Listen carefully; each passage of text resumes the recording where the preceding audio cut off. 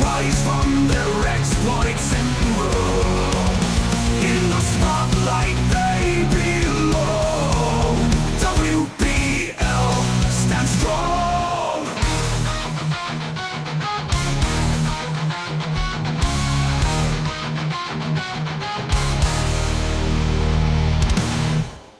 Hi everyone and welcome back to Wbel Season 3. And to start the season, we are going to cover the rosters of the Clairvoyant divisions with none others than my two good friends, JB79. How's it going? And Chisei. Hey there. Are you guys excited for the new season?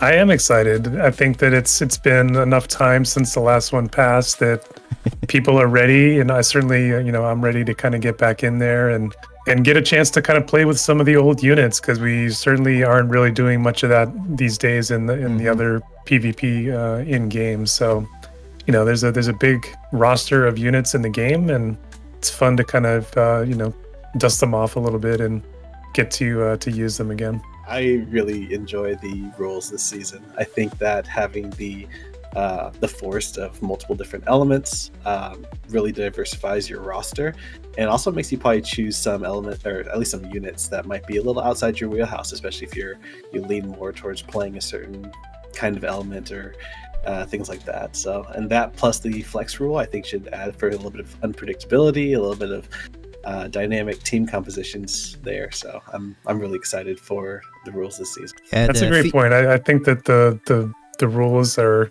I already felt kind of out of my comfort zone just picking the roster itself and kind of going through that exercise, which I always agonize over it till the very last moment to pick the team, and that was no exception this year once again. But yeah, like the flex thing, I think added a huge new wrinkle to think about as you were selecting the units. So I like that. Yeah, I really felt the excitement, especially this season. The feedback I received was really positive. There's a lot of newcomers, and those guys nearly joined just because of the new flex rule. People are pretty much all saying that rule is so freaking cool. I mean, I'm really excited to try it out, and you will not see it in this video, but you'll see that some player really push that rule to the limit, and you'll see in their roster they're crazy. So we'll see a little bit later with the statistics of the picks. There's such a nice variety of units. I mean, everyone's playing something completely different. No one has the same comp. That's really going to be an exciting season for sure. Let's go to the rules. Just really quick. People can read, so I won't describe everything. Of course, our players can't read, but I think that the viewers can. So it's going to be this time a roster of 10 units, so fixed. Customized unit costs, the usual, but we're going back to the first season with the rule of a minimum of 1 unit per element. I think that it's pretty cool. GB disagrees, but it's him. For the teams. It felt very constricting to me, but at the end of the day, everybody's got to adhere to the same rules. So yeah, absolutely. That will make it work. Yeah, there was so many cold triangles teams last season that we really needed to put a foot on that rule. Yeah, I know that it's always like season 1, people were all at the first, I feel limited in my choice, and at the end of the season, I think 90% said, oh yeah, it was a nice rule, it was a good rule, and I'm pretty sure it's going to be the same. So a minimum of 3 units in the team, of course, but this time it's going to be a minimum of 2 of your drafted units, so we're calling it the core units, but the third unit, it is called a flex pick. It could either be 1 unit of your roster, or it can be a unit that is going to be picked directly from the cost sheet that we've made. So there's only 2 little things though. This flex unit cannot be the highest cost in your team that you're bringing to the battlefield. So if, by example, you're using... Oh, there's a cat. If you're using Glacial at 80 cost, you can't bring a flex unit of 90 cost. So it has to be 80 cost or lower. And the flex unit, once you've used them, you cannot use it another time. So if you're using, I don't know, a Glaciela, you can't use Glaciela another time for the remainder of the season. It's going to be refreshed at the for the playoffs though. And this time mono elements are going to be allowed back. And for every map, we're going to change the map effect. So people have to take this into account. Also, there's going to be another extra point that's going to be given to players that are using mostly all of their comps. So it's 2 points for using 10 units at the end of the season.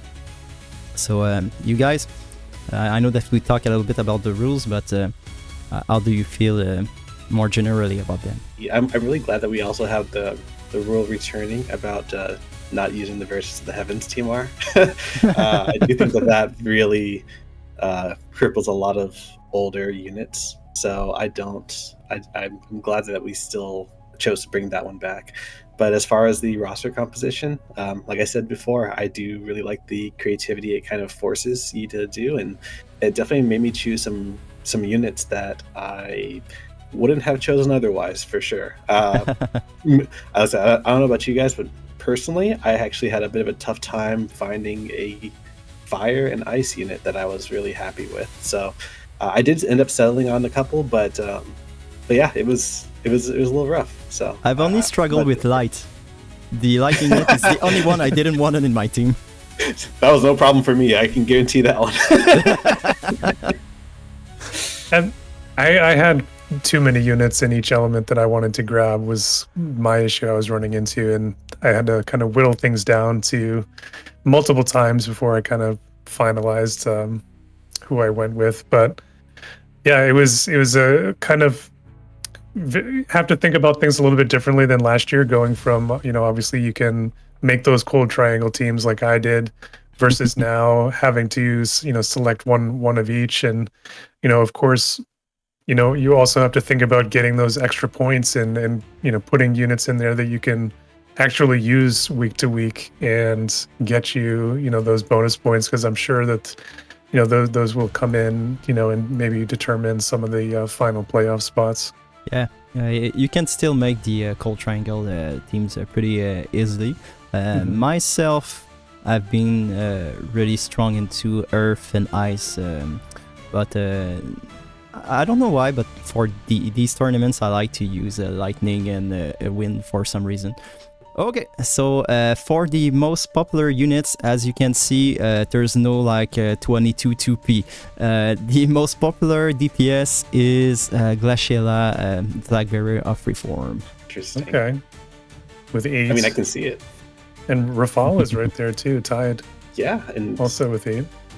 8 out of 40 players. That's not overwhelming. Nope. Doesn't. I do think Glaciel is very strong, so it makes a lot of sense for me. Raphael at 70 cost, I believe. That's also a solid pickup. She's pretty deadly and incredibly fast, so I can understand the popularity there. It's but yeah, 8 out of 40 is not concerning in my opinion. At least for the DPS goes, as far as DPS goes. This already looks much more balanced than last year, where I think we had Surgis was on an insane amount of teams, if I remember correctly. Like the high teens, I want to say, if not more. I think you're right. I do think it was probably 18, somewhere in that range.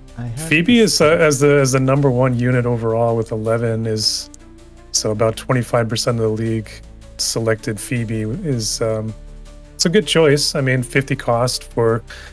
She is very flexible, being, you can set her up for either healing or for time magic. So I think that's going to be a solid choice for people, because to be honest, there was not very many good low-cost supports, on the board. So that was probably the best one. Yeah, I think she's the same cost we had last season, but last season I know for every map we had CT up turned off. So she just inherently got a bit of a buff this season. While we might have a couple of maps that have CT up off, it's definitely not going to be a rule across the whole season. So I think her staying the same cost and still being able to do what she can do and better, it makes sense to me as well. The costing has worked because there's a cameo that were chosen, I think, absolutely never in all leagues, all season. And now we have 7 of them. Yeah, I mean, at 40 cost, he's like I said, I never see anything good come out of him. But I mean, at 40 cost, he's a UR that can be easily reincarnated. At 40 cost, he has to do something. Like, I think it's a really good pickup for people who can utilize him. Honestly, I tried to test him because I was intrigued to pick him too, but to me, it feels like at 20 costs. Like I said, you are. It's just crazy. Well, I think that Glaciella was a popular choice, and so a lot of people at 120 cost herself, you need 2 40 cost units to go with her, and you can only take 1 from Flex. So it seems like one of the best synergistic picks to go with her. There's also Gernsback that has never been picked ever. Now we have 4. Dang. Surprisingly, Jaden the Celebrated only 1. McLeod only 2. Wow. And even 3 Shadowlings on ice. I mean, 3 Shadowlings and 1 Jaden. Okay. I was actually thinking about picking up Shadowlings myself at the cost, because I think she was only 80 cost, if I remember right. So, yeah, she was a little tempting at 80 cost. And I guess that we got Keaton's cost right, because there's still 3, even though she's 100 cost.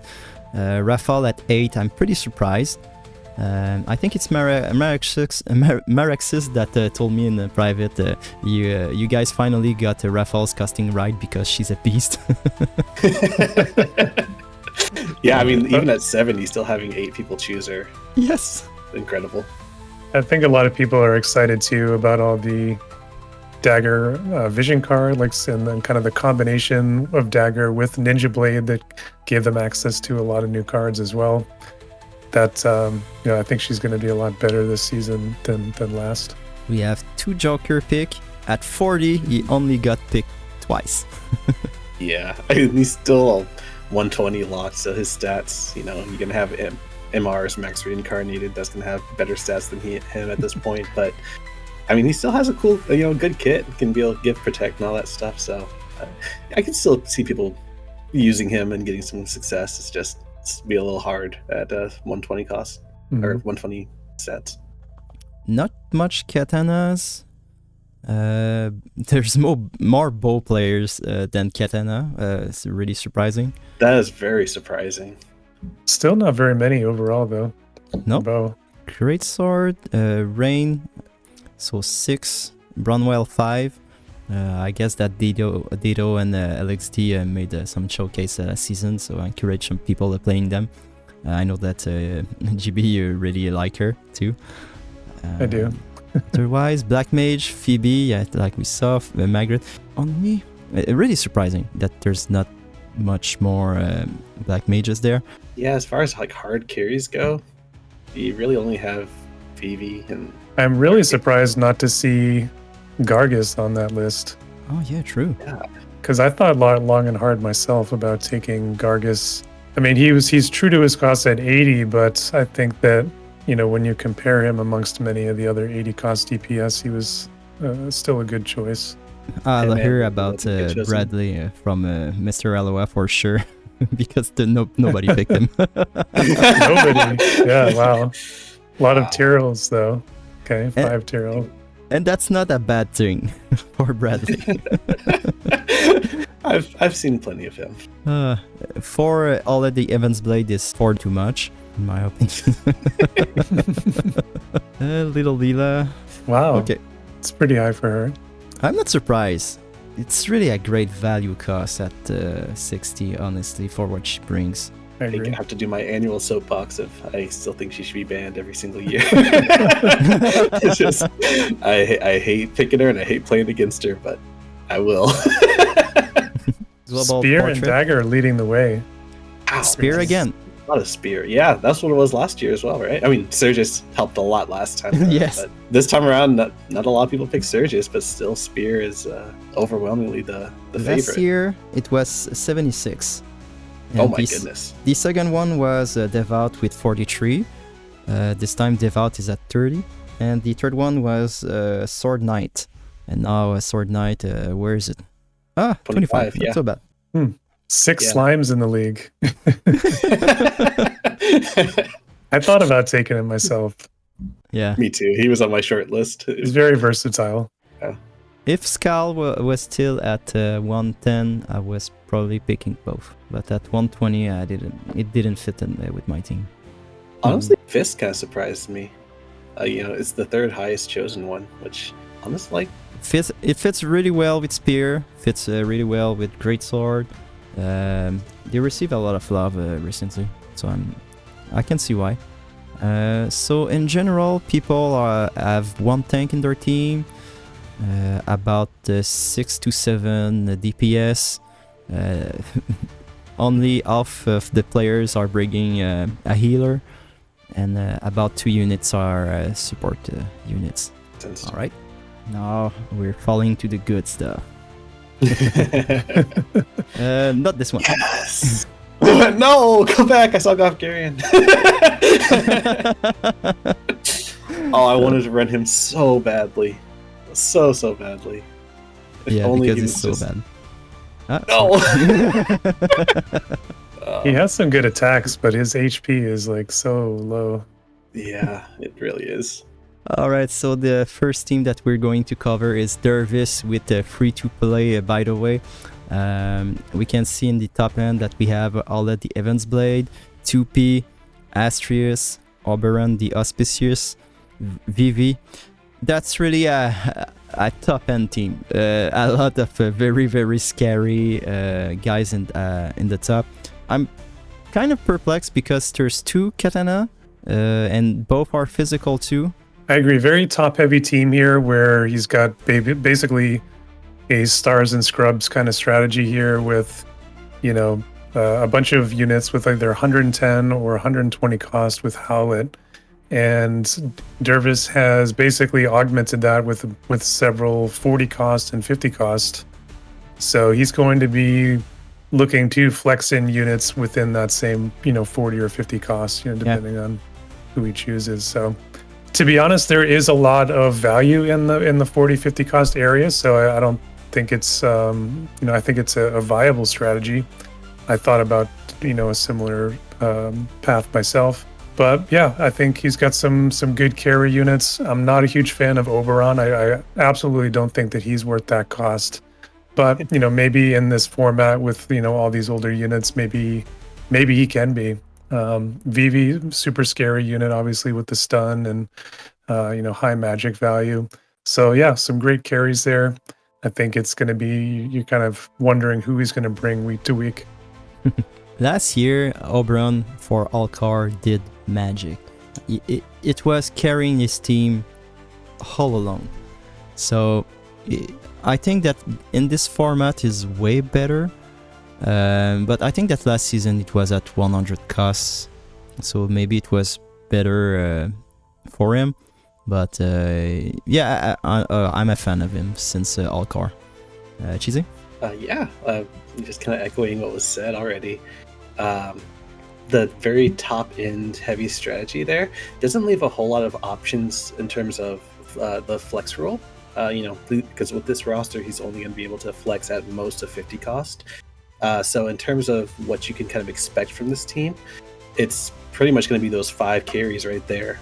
But that being said, those 5 carries are very diverse in terms of what they bring to the table, both elementally, damage type, job class, all these different things. So you really have to worry about those 5 teams, and even though that's all you really have to worry about, they're very scary still. So I do like these most of these carries. I think Howlet the Heaven's Blade is one of the best DPS. Him and Vivi, and then you also have the evade angle with 2P. So there's a lot of different angles that this team can go, and it's hard to really prepare for all of them. So it's going to be a very mind game heavy fight if you're facing Dervis here. For sure. Yes, so the next one is none other than Surftaco with Rain Superine. It's a pretty GB formation, so with all at the Evans Blade, Perrine, but we have Esther, Shadowlinks on Ice, and we have Glaciala Regalia. So, JB, are you offended? Not offended at all. I mean, obviously, Howlett and Perrine are a couple of my favorites and units that I have, picked in the previous, WBEL season. So very strong. A lot that they can bring the team. 2 different damage types, strong bruisers. After that, it kind of falls off for me a little bit. I'm not a big fan of Esther, even at 80 cost. I think that her upgrades have been atrocious. So not a fan of that one. Shadow Lynx, I think it's okay. I thought about her a little bit at 80 cost. She can do a lot of damage, so I think that from within her 80 cost bracket, she's probably one of the top, damage wise. He's got a little bit of a mace angle there with Macherie and with Glaciella. I think that's actually not too bad. You can flex out into 60 cost too. Maybe pick up a tank or something for the team. Maybe pick up another mace unit. Remember, we saw Rooster, dominate with his mace units. Was that last season or was that 2 seasons ago? I can't remember. It was in WDL, I think, right? Yes, the last season of the Champions League. It was Rooster, Sun Rooster. Yep. Yeah, it was unbeatable. He won the Champions League like super easily and should have been. Yeah, I do really like the Rain pick. I thought he was a great value. Oldoa, I'm not a fan of it. And then Venera and Ramana, they're fine kind of fill-in units. So overall, I think he's got like some different angles here. Again, like a little bit top heavy with a couple of the top ones, but I think he's mixed it in enough with kind of some mid-tier units too to make some different looks. Yeah, like it. Also, I like the Rain with the Esther. I'm not necessarily a fan of Esther too, but she has her niche. She's really strong in her niche. Our weakness is magic, and we have Rain for her. So it will surprise a couple of teams, especially since we saw a ton of Glaciella. So Esther will be really useful against those matchups. Chisei? Funny because as JB was going down through the units, that was my exact thought on like every single one. Where Sorry. No, it's fine. It validates my feelings there because I'm also not a huge fan of like I said, like Esther and Regalia Glaciella because I was going through them and especially with Esther, the way that she tanked defense always surprised me, but then her lack of damage also surprised me in the negative way. So in a team with both Esther and Rain, I would be a little concerned about the damage, but that's 150, and then there's Oldoa right there. So you get a 3 UR team. Even though I'm not a big fan of Esther and Oldoa individually, maybe the sum of all 3 of those units together could be a good team. Like I said, I would definitely be really interested in seeing it, and I really badly want to be proven wrong. So I'm excited to see that team get brought out. But as I mentioned before, how the Heaven's Blade, a fantastic DPS, and Perrine as well. At 100 cost, kind of bringing everything to the table from some bulk to some damage to some healing for herself. I think just those 2 by themselves are scary enough DPS that the rest can kind of be more mind gamey flexes or calls for whatever opponent you're going against. But really relying on those top 2 DPS, I think, is a strong strategy. Yeah, Surftaco is a great player. Last season he finished with a 9-0 record. Didn't cash in his extra point like a coward, but still a great a great player. He's currently living in LA, so we wish him luck with the situations with the fire. Next one, we have a new player, so Strayed with Atrico, and we have a Slime as the mascot. We have another Glaciella with a Glaciella player at 120. After this, we got the Laswell, 9 of Rune Stern, and then it falls back to the 70s and 60s. So Chisei first this time? Sure. Here we see the Glaciella, which we saw in the beginning of the videos, one of the most chosen DPS, so clearly very, very strong DPS there. I can't really say much about her that hasn't already been said. She's just a fantastic unit, lots of bulk, lots of damage, and lots of utility there, being able to remove re-raise and courage. So she's a good like Swiss Army knife of a DPS. After that, you kind of get to be a bit more, I don't want to say niche picks, but like Laswell, very, very good in terms of evasion, his limit burst being able to give the guaranteed hit nullification, and lower accuracy, if I remember correctly. So he's very good in terms of being an evasive unit. And if you look at the other katana units that you can pair with him, Rob Horn, and especially Rob Horn, but Seymour also can be a little bit evasive as well. So a good evasion katana team there. And then, yeah, great sword. You got Stern and Cloud that can be paired together. A little worried about the durability of that team, but the damage will definitely be there. So he's going to hope that he's able to get some hits in before the opponent does. And then, yeah, you got a strong tank in Montleonis. I think at 60 cost, he's one of the really good ones out there. He was on my short list for units to choose. And I think he's one of the best ones at 60 cost, if you ask me. GB made us increase the cost. For good reason. I mean, 50, he would be an absolute steal. I think he was a only monster last year. Oh yeah, he's so good. And then you also have Slime there if you want. I mean, I think I usually end up using Slime as a bit more of a support than a tank nowadays, but he can also be a tank. He has the hate, so I do like the flexibility and the lower cost options here. GB? Yeah, so obviously Glaciella is leading the charge there. She's just recently, off of her Mastery 3, kind of getting the additional accuracy and the HP absorb, which in this format, it's going to be pretty difficult to deal with, I think. She's very tanky against her era of units, which this league is, composed of. So I think that's a strong choice. And he does have Camillo to kind of pair with her. Can go and flex, Ramada or, some of the other 40 cost units in there to complete the team. Mm-hmm. Laswell, personally, I think this unit was overcosted. I don't think that he's worth 90. And I was not a fan of that, but actually with Rob Horn, and Seymour, I think that's not the worst team I've ever heard. So I think that he has, found the right pairings, I think, to potentially make a good team with that. I just don't know if the evasion is going to be good enough really to really get it there, but we'll see how it goes. The rest of the picks, I think they're pretty good. You got some decent 70 costs there with Cloud and Gernsback. I thought Gernsback, I think, was like a pretty good value, at 70, being one of the more recent units on the list. And like you guys said, Mont was one of the best tanks there. So I think he's got some different looks here, and we'll have to see what he does with it. Gernsback is pretty intriguing, but I really feel like if you're not clutch with the healer, you're going to struggle with him, but he can pay for sure.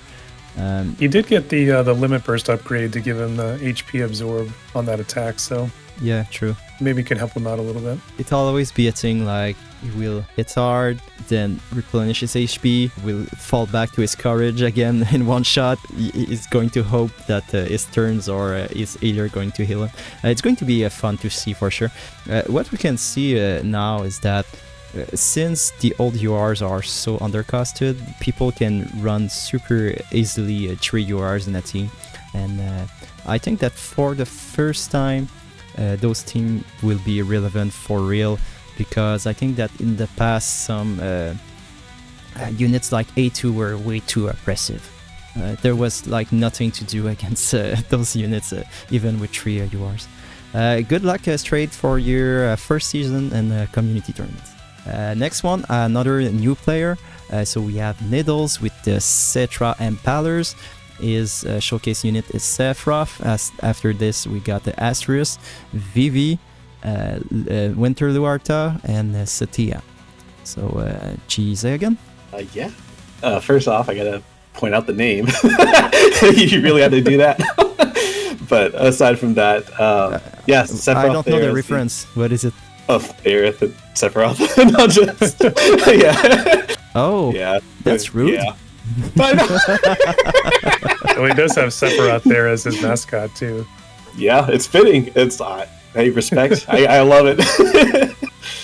But like I said, I do like rocking the Sephiroth. At 110, I was honestly a little worried at him not seeing a whole lot of play this season, because like I said, he's one of those units that even though he was super relevant and very impactful, for a long time when he came out, I haven't, seen him used in a very long time. So even in like a lot of like community tournament aspects.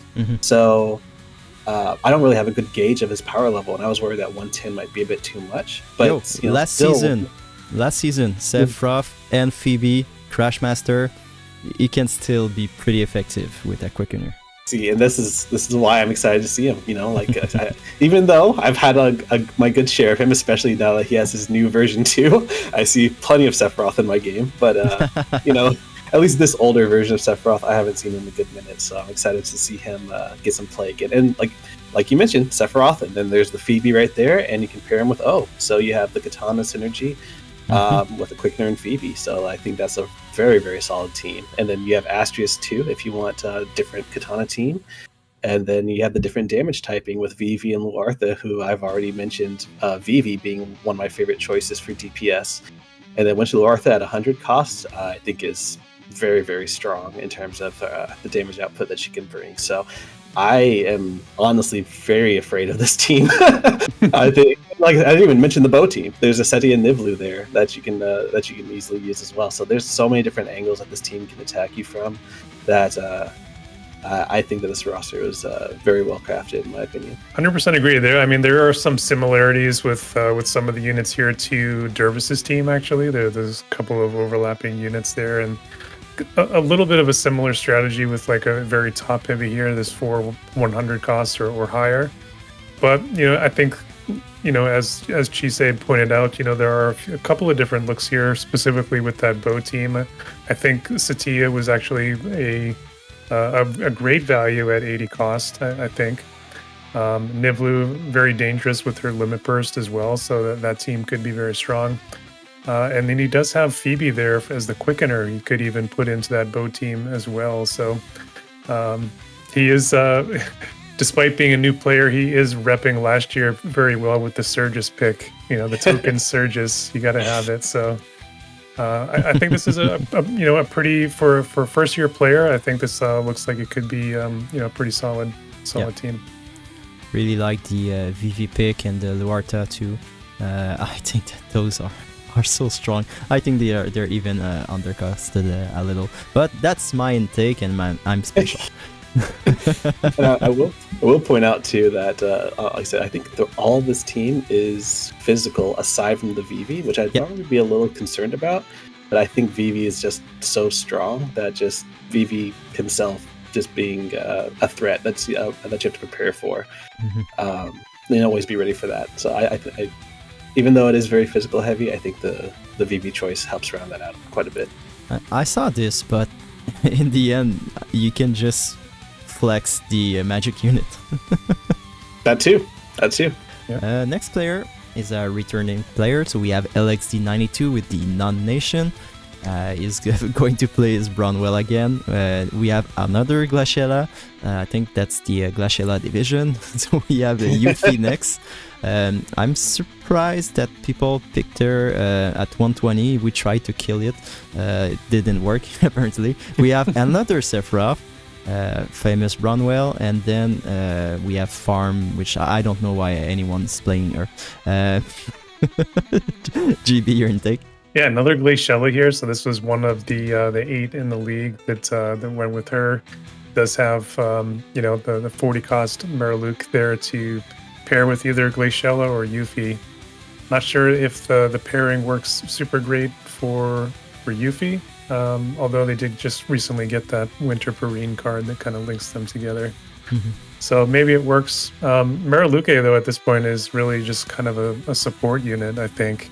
That's kind of how I viewed her. So she's kind of the 40 cost healer that was on the board. Another kind of like top heavy team here, but Farm and Rafal, maybe you could kind of get a little bit of an ice water evasion team there. So a couple different evade team looks here from LXD, and then he's got some bruiser teams as well.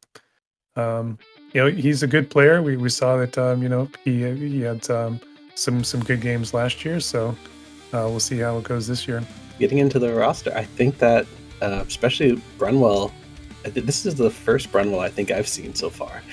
Especially in this video, it is. And I do think at 90 cost, same here. I don't have a whole lot of experience here with Brunwell, but except for what I've seen, and every time I've seen her, she's done incredibly well. So I can only imagine that that's a good pickup.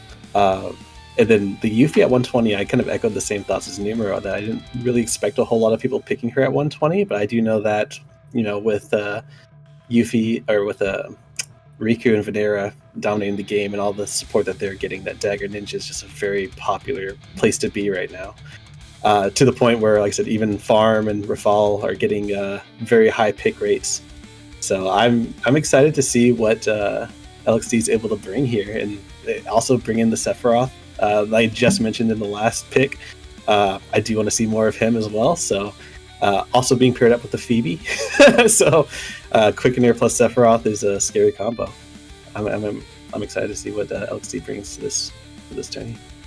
I really like Brunwell, but every time I test her, she either feels invincible or a total glass cannon.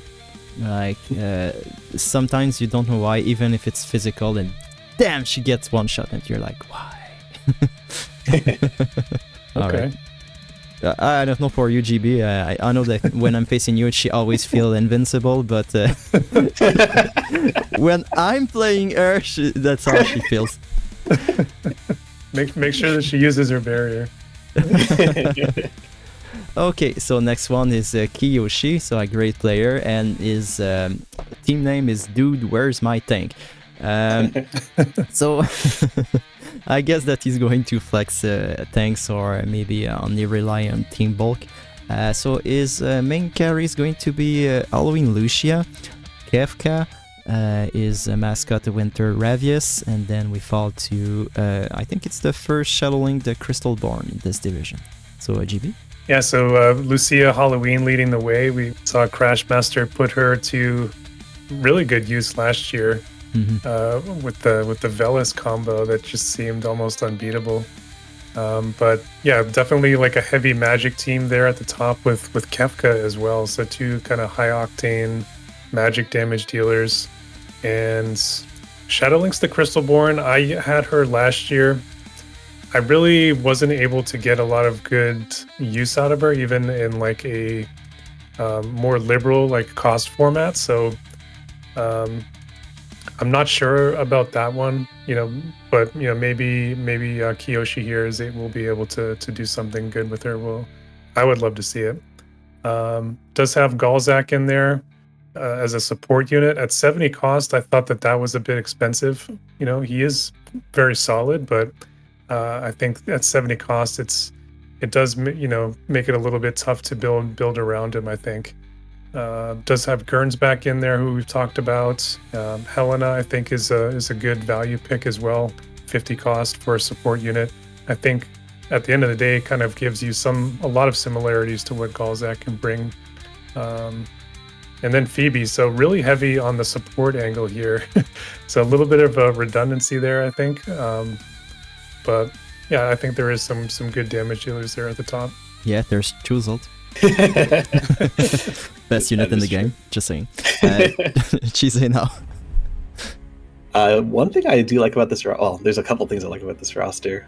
One of the things is just how unique it is. Like I said, the top 5 units there are ones that not only have I not seen this video, but even in the other video I helped cover, I didn't see any of these 5 units. So I do like that I'm seeing some more units being used in this roster.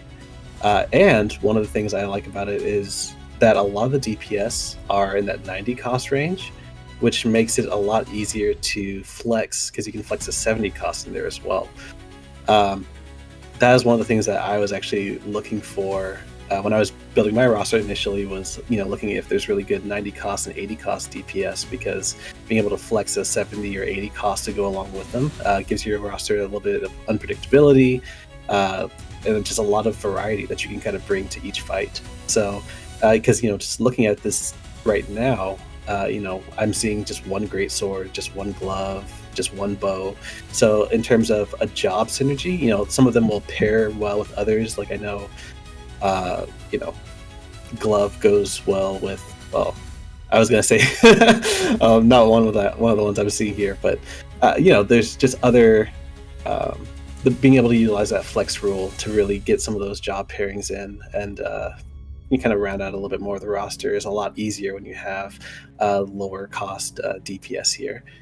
And like I said, even though these are some more unique units, I still think that they're very strong units. One of the combinations that I actually just thought of after I submitted my roster, which was a bit of a kick in the pants, but Shallings the Crystalborn with Eliza is a pairing that you can definitely do, and I think that could be a potentially very strong missile team. So, I like this roster. I like the flexibility that it has, and like I said, I'm interested in seeing some of these more unique units hit the field. I need to call you out.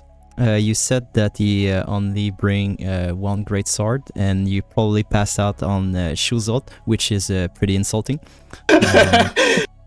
Oh, who? No, I'm joking. No. My bad there. All I say is that Kiyoshi is the only player playing Shuzot, so he's going to be my favorite for this season. My choice. Sorry, GB.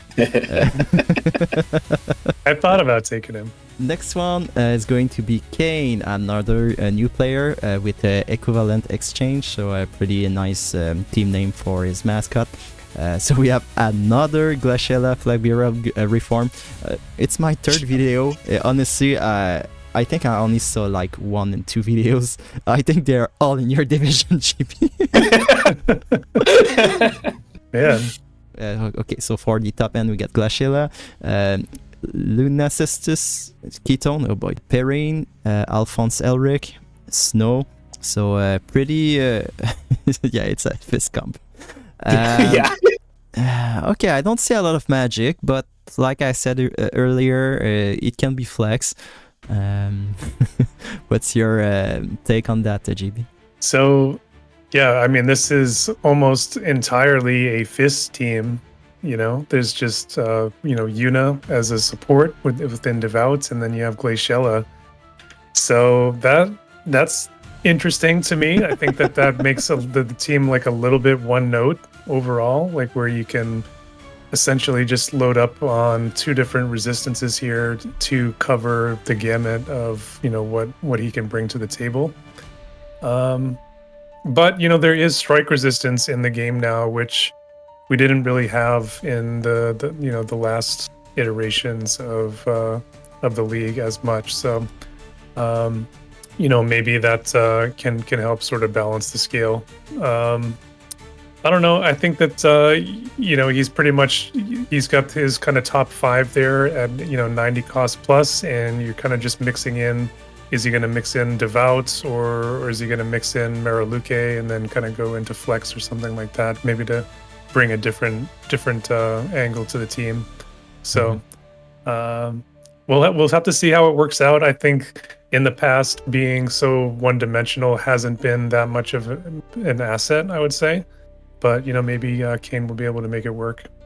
Yeah, there's always the flex rule, but my only thing is that there's redundancies in this team. Ketone and Perrine, Alphonse and Snow, Urel and Cameral, it's the same. They got the same role. I mean, Urel and Cameral, we basically bring them to remove courage. So they both have 70. What I can see is that they're all different elements, so he can use that flexibility with the elements according to his opponent. I don't know. Chisei, you have something to add? No, I mean, I think you guys covered most of it. I think that, because one of the things I was thinking of too is, like I said, the flex rule for sure. But 2 things are a little unfortunate there. One is that there's no 80 cost, so being able to flex another 80 cost DPS is not on the table here. Like I said, there is the 90 with 70 that you can do, because he does have a 40 cost drafted. But with only one 40 cost drafted, that means if he wants to run Glaciella, that means every single time he's going to have to flex a new 40 cost. And like I said, I do think Glaciella is strong enough that you could probably run her most of your fights and still be pretty good. And if you're loading up on a lot of the strike resistance, you might go a little. I don't know if how easy it'll be to load up on both strike and pierce, but If it's difficult, then you got to make your choice whether you're expecting Glaciella or the rest of his roster. If it's not, it might be a little, sad for Kayne's team here, because I know that one of the units that you probably could flex if you wanted something a little different in terms of VC wise for Fist would be Spear. So I know those teams go well together. I don't know a lot of other jobs that pair well with Fist. I'm sure that there's other ones that I'm not thinking about. At least just thinking of the Full Metal Alchemist VC, just Devout, Spear, and Fist, which is all what's represented here. So I think he definitely has a set game plan that he's going for. Like I said, I really hope that it's able to carry well, because I like the units themselves, like when it says Ketone, Perrine, Glaciella, very high quality units. It's just, making sure that your opponents aren't able to protect against it's going to be the difficult part.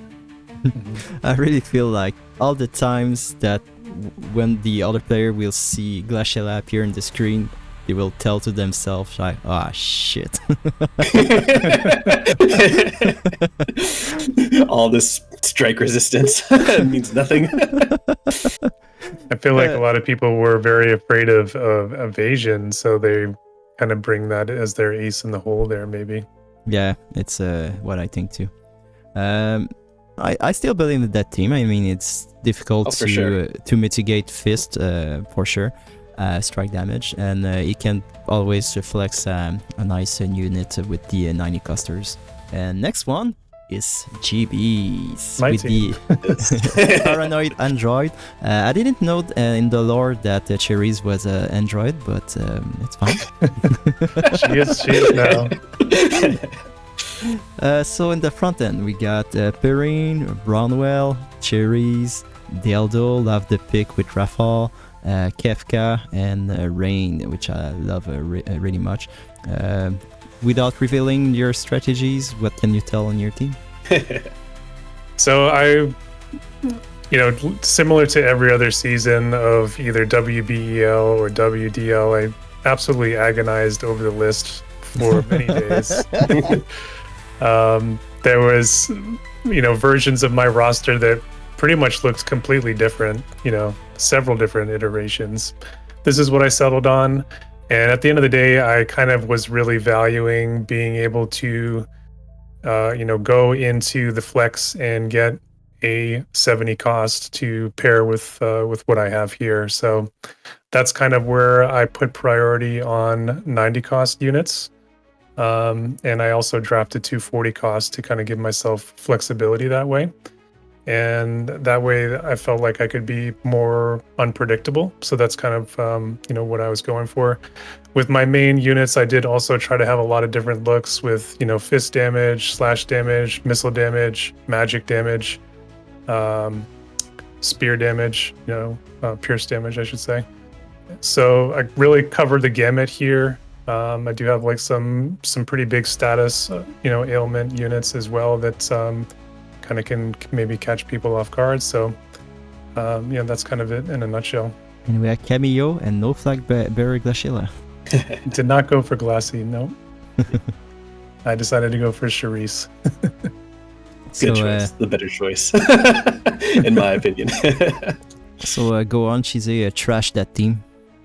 Oh yeah, this is the absolute worst, Free wins, absolutely free wins. No, actually, one of the things that I really love and hate at the same time is the little Leela pick, because as I've mentioned in the beginning, I hate going against her to the point where, spoiler, I picked her on my own roster. She's, I think, just even if you never bring her, anyone who brings a Magic team against you always has to keep that in the back of their mind, because like her silence is so high of a percentage that you just can't protect against it with a Trust Stone.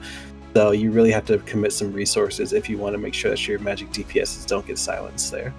But that was just the little Leela pick, and everything else, like I mentioned the Camilo before too. I think at 40 cost with the UR stats can be very terrifying. Another anti-magic angle there with the Camilo, that's just at 40 cost. Not to mention anything else in the higher end. Rafal, one of the highest chosen characters, very speedy, can put out a lot of damage. Not really much else to say. Is it in the Dagger Ninja group? So has a lot of VC support lately.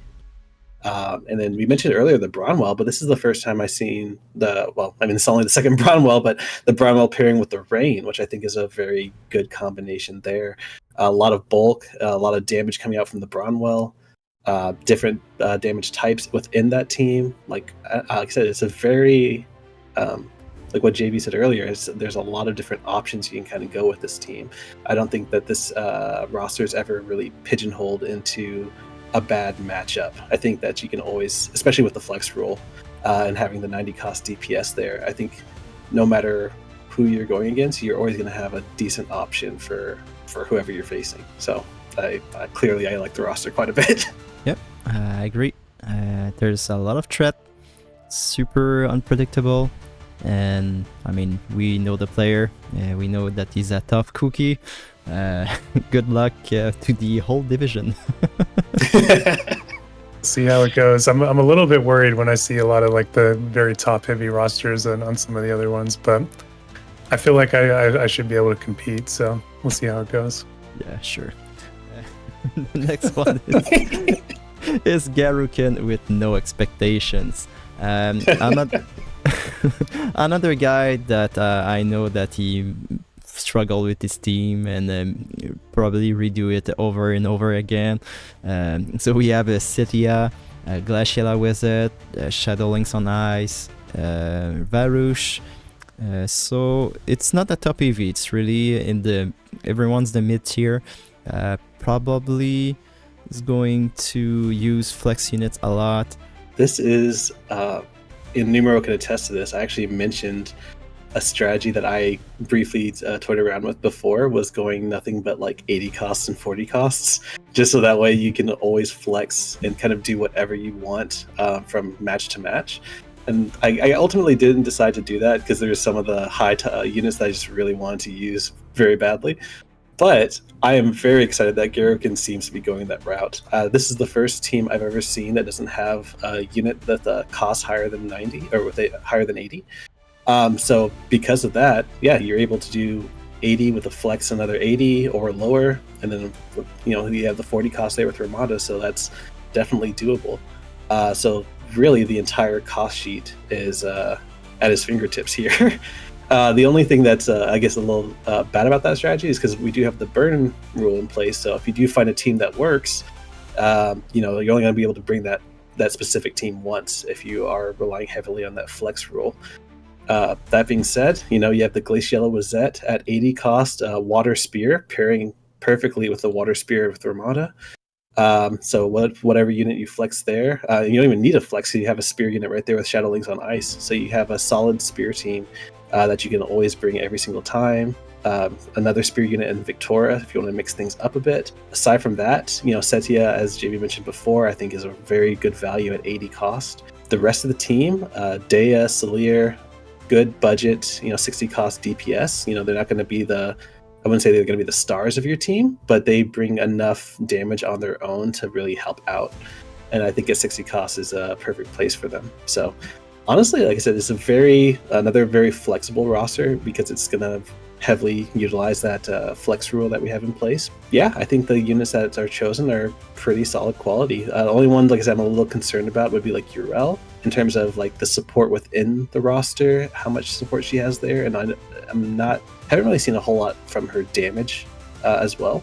I usually, like I said, Numero said earlier, use her to like remove courage, but she's the mascot of the team, so I think Garouken has some plans in store for her. So should be a cool roster. GB, good luck finding something else to add. Sorry. No, I was just gonna.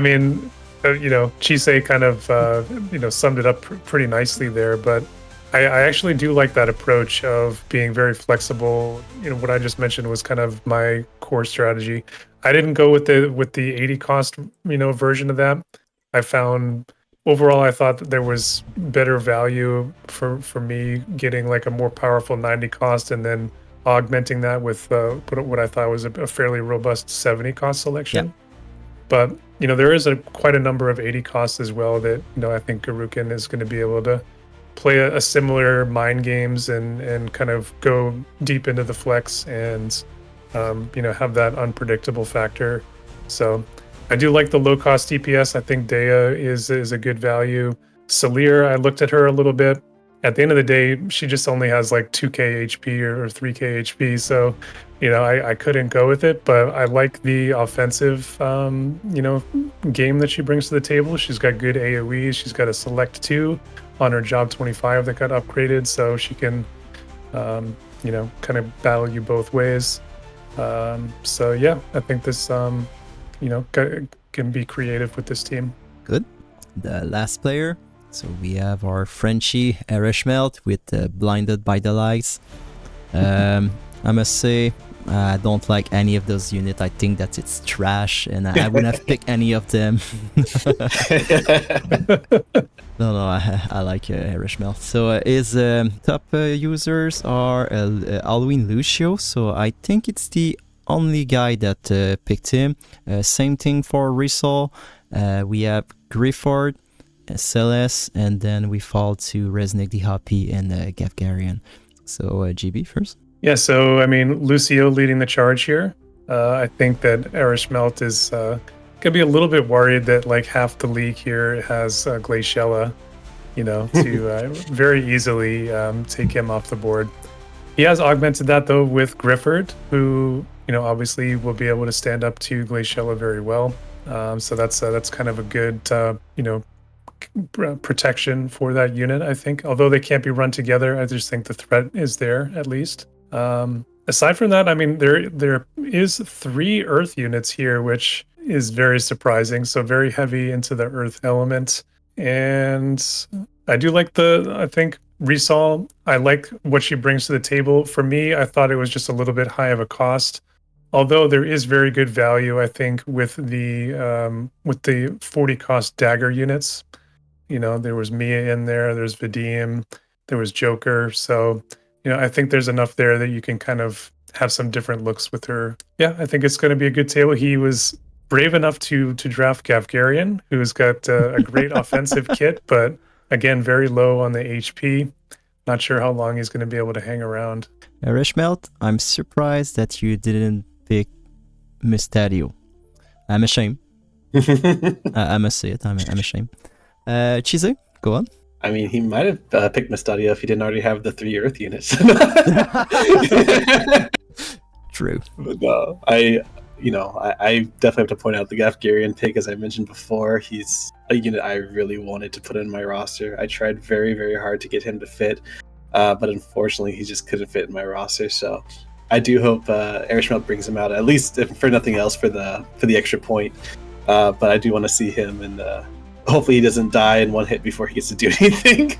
Because his HP is pretty low, but he does have some good damage he can put out, and he was a unit that you could have gotten max reincarnated for free. So I would hope and assume that EreshMelt's done that. And then the Lilith is also one of my favorites. I brought her last season, and she ended up being one of my favorite units on the team. She wasn't like ever the all-star. That was always Lucio, but the AP Devastator, being able to just drain so much of your AP and being, fairly tanky herself, kind of makes her sort of like a close range budget Curry. You know what I mean? Just being able to help your fight in the attrition game against other physical teams. So, yeah. And then also the Risol.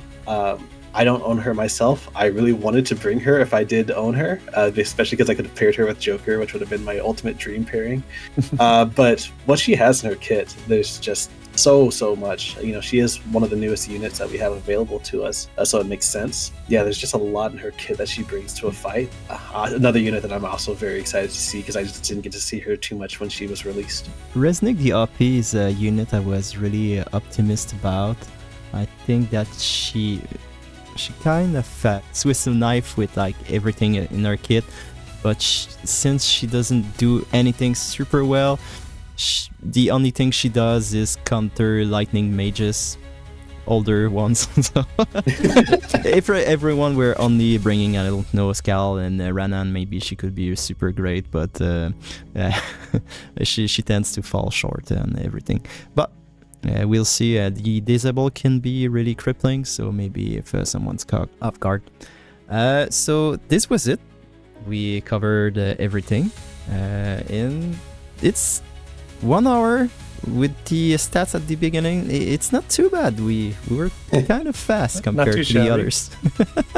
Not bad. We're very concise today. I'm proud of you guys. Cool. So, GB, what's your overall thinking about your divisions? How will you approach this season with all those Glacielas? Well, I mean, I didn't lean too heavily. I didn't invest too heavily into evasion. I was thinking about it quite a bit, but in the end, I chose Rafal, who, to be honest, I think it's not an ideal matchup, obviously, against Glaciella, but at least she is an ice unit, so there is a little bit of protection there.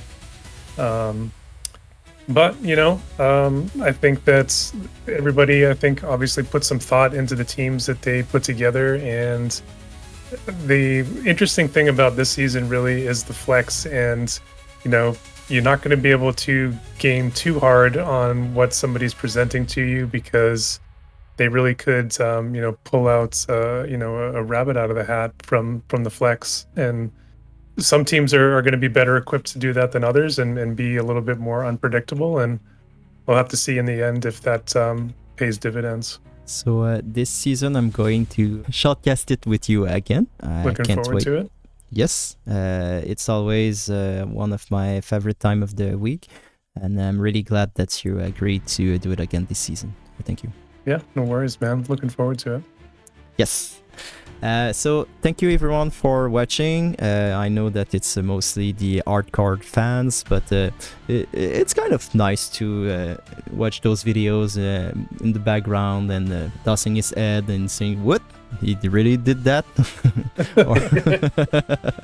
So it's nice. I try not to talk too much trash about the other fellow league mates, so hopefully they don't have my name on the dartboard. Yeah, we're good boys. All right, thank you everyone again, and see you in the next video. Bye bye.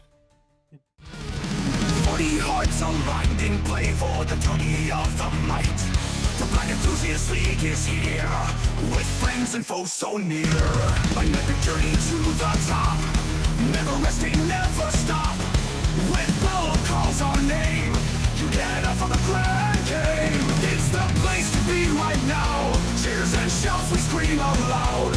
Numero 80 leads the way, Chisei's voice will guide the play. Heroes bow for all to see, champions rise from their exploits and grow. In the spotlight they belong, Wbel stands strong. They aren't blind, they're enthusiasts, and not all clairvoyant, but they are all charming in their own way. Heroes proud for all to see, champions rise from their exploits